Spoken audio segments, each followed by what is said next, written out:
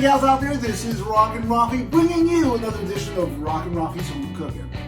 Last episode we made chili, and you noticed that I was eating some cornbread. Well, guess what? I got that recipe for you right here today. Very simple, very easy. Let's get cracking on this one because it's gonna be delicious.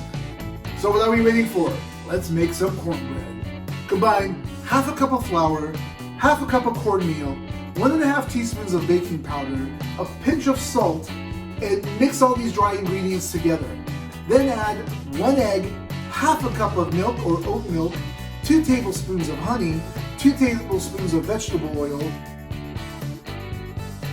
and mix until well blended together.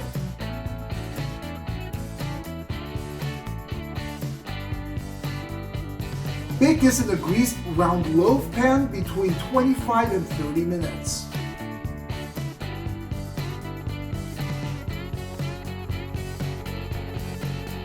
Cool for 10 minutes and serve with butter, clotted cream, or chili.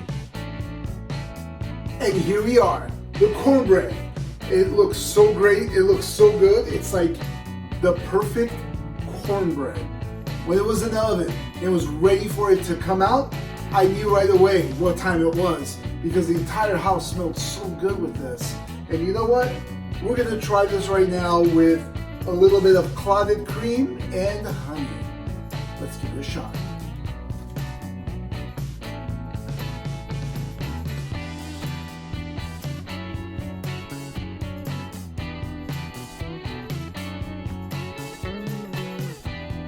Here you go.